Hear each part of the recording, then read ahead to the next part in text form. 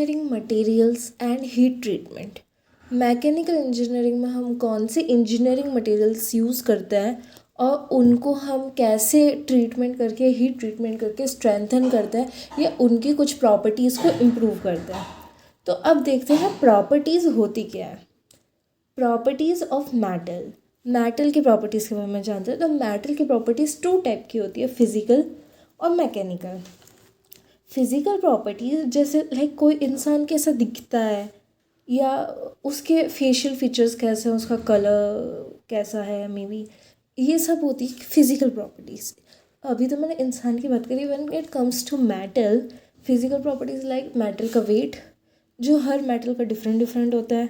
Metal की height, metal का construction या कंपोजिशन क्या है, मेटल का कलर, मैग्नेटाइजेशन मतलब वो मैग्नेट से अट्रैक्ट हो रहा है या नहीं हो रहा। फ्यूजिबिलिटी होता है कि वो सॉलिड से लिक्विड स्टेट में चेंज हो रहा है कि नहीं हो रहा। स्ट्रक्चर, उसका स्ट्रक्चर कैसा है, जैसे कि सिंपल क्यूबिक है उसका स्ट्रक्चर, या फेस सेंटर्ड है या बॉडी सेंटर्ड है। This is like structure.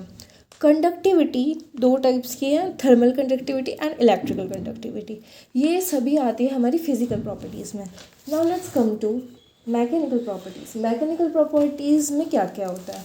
सबसे पहले प्लास्टिसिटी। प्लास्टिसिटी क्या होता है कि जब हम उसे डिफॉर्म करें तो वो वापस अपनी शेप में ना आ जाए।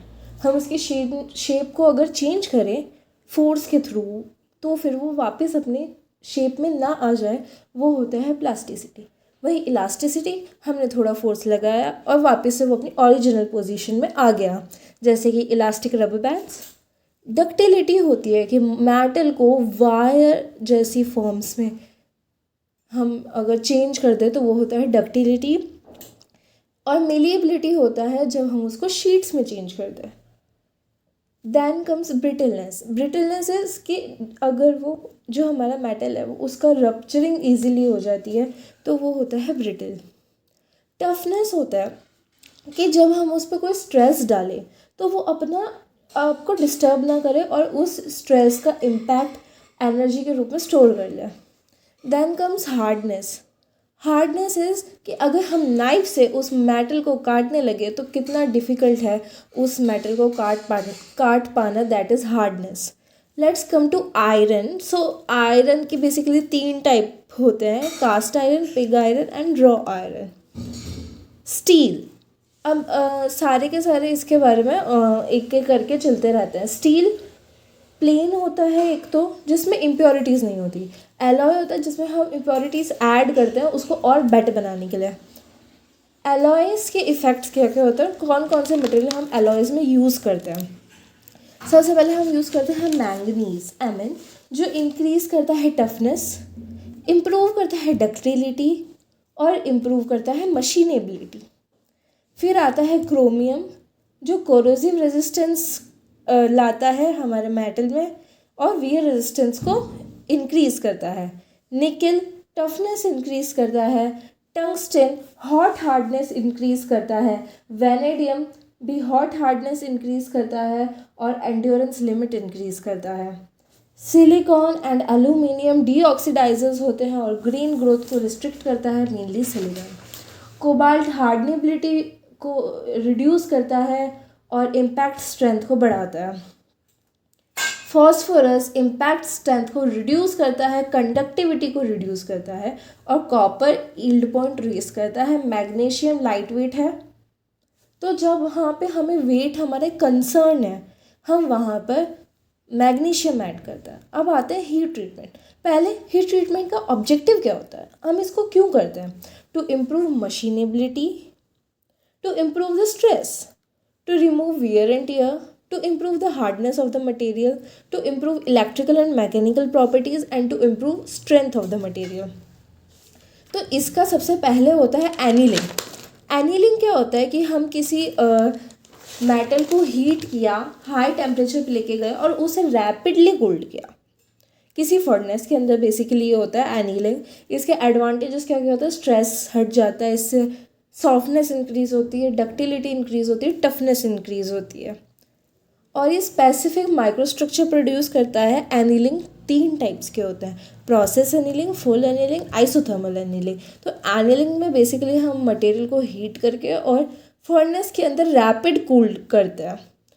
इसके टाइप्स देख लेते हैं। फुल एनीलिंग में हम क्या करते हैं, अपर क्रिटिकल टेम्परेचर पे लेके जाते हैं, वहाँ पर रखते हैं, फिर वो वर्क पीस पूरा यूनिफॉर्म हो जाता है, उसके सेंटर तक वो उतना ही गर्म होना चाहिए उस टाइम पे। उसके बाद फिर हम उसको अगर अचानक ठंडा करें तो वो होती है फुल एनीलिंग। वहीं पे प्रोसेस एनीलिंग जो होती है, ये हम क्रिस्टल लैटिस के को रिड्यूस करने के लिए यूज़ करते हैं। ये 600 to 700 सेंटीग्रेड्स पे अगर हम रैपिड कूल्ड करें तो फिर वो होता है प्रोसेस एनीलिंग। रैपिड कूल हमने 600-700 डिग्री तक कर दिया, उसके बाद हम नॉर्मल एयर में इसको ठंडा होने देते हैं। Then comes isothermal. आइसोथर्मल में अबव क्रिटिकल टेम्परेचर में होता है, वहाँ थोड़ी देर के लिए रखा हो जाता है, फिर 600 से 700 डिग्री में हम उसको कूल कर देते हैं और वहाँ पे रखते हैं और फाइनली कूल कर देता है। एनीलिंग के बाद आता है नॉर्मलाइजिंग। एनीलिंग में हमने क्या किया, पहले गर्म किया और अचानक ठंडा किया। नॉर्मलाइजिंग में हम गर्म करेंगे और मतलब धीरे धीरे रूम टेम्परेचर पे ठंडा होने देंगे। अब हमारा नॉर्मलाइजिंग का ऑब्जेक्टिव क्या है, it refine grain structure, improve machinability and tensile strength, remove cold and work stress, remove dislocations due to hot working। इसकी प्रोसेस होगी कि हम स्टील को पहले हीट करें 30 से 50 डिग्री सेल्सियस उसके अबव क्रिटिकल टेम्परेचर पे, वहाँ पर रखें 15 से 20 मिनट तक और फिर अचानक कूल करें, मतलब स्टिल एयर में कूल होने दें उसको। That is normalising.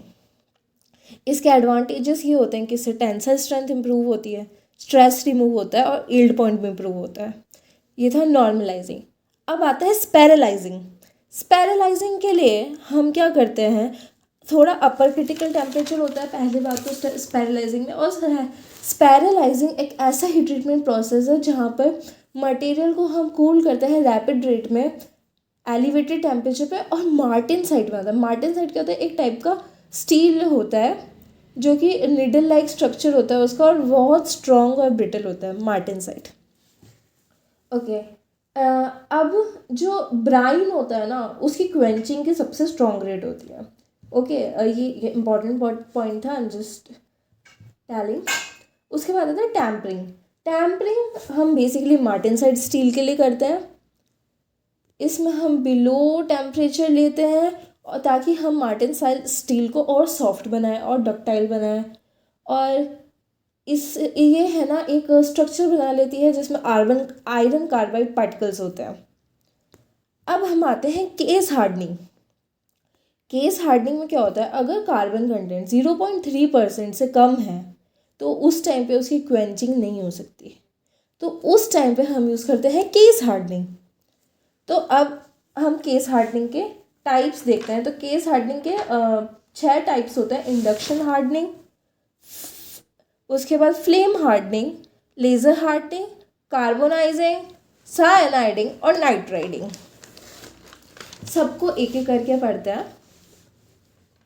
सबसे पहले इंडक्शन हार्डनिंग। अब इंडक्शन हार्डनिंग में हम क्या करेंगे, हम जो इंडक्शन कॉइल है उसको लगाएंगे हम हमारे इस पे, जो हमारा फ्यूल होगा, जो भी हमारा इंजीनियरिंग मटेरियल हम यूज़ कर रहे हैं, बेसिकली हम मार्टिनसाइट यूज़ कर रहे हैं जैसे कि, तो हम उस पर लगाएंगे इंडक्शन कॉइल और फिर उसे ट्रीट होने देंगे। तो this is induction hardening. Then comes इसके एप्लीकेशंस क्या क्या हैं, तो इसके एप्लीकेशंस है कि कास्ट स्टील और क्रैंक शाफ्ट भी इससे हार्डन होता है इंडक्शन हार्डनिंग से। अब आता है फ्लेम हार्डनिंग। फ्लेम हार्डनिंग हम ऑक्सी एसिटाइलिन गैस से करते हैं। इसमें हीटिंग टॉर्च से रैपिडली होती है और फिर सरफेस को हम क्वेंचिंग करते हैं। इसके एप्लीकेशंस क्या क्या हैं, लेद बैड्स बनाने के लिए हम इसका यूज़ करते हैं। उसके बाद हम आते हैं लेज़र हार्डनिंग पे। लेज़र हार्डनिंग में हम क्या करते हैं, उसकी जो इंटेंसिटी है वो हम रखते हैं 0.5 to 25 मिलीमीटर। फोकस स्पॉट होता है लेज़र लाइट की तरह, एंड हम उससे फिर हार्डनिंग करते हैं। Then comes carbonising. इसको हम मोस्ट वाइडली यूज्ड मेथड है हमारा सरफेस हार्डनिंग के लिए। यहाँ पर जो सरफेस लेयर होती है वो लो कार्बन स्टील की बनी होती है।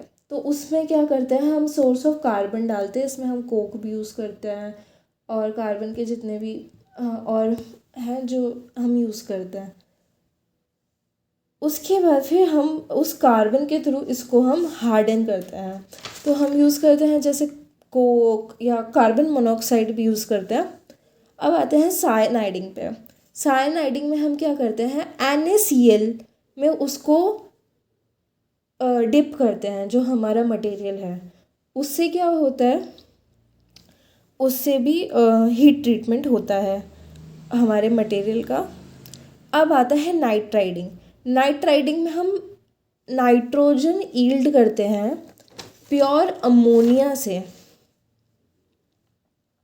To get the nitrogen.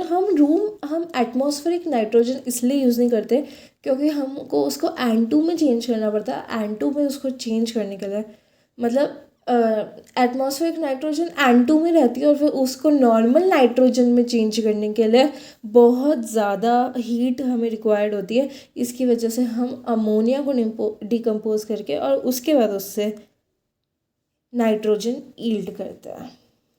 इसको हम कहते हैं nitriding. This was all for this video. This was a very short yet important chapter with जो कि हमारा अब कंप्लीट हो गया है। और मैं मिलती हूँ आपसे जल्दी ही नेक्स्ट वीडियो में। Thank you for watching.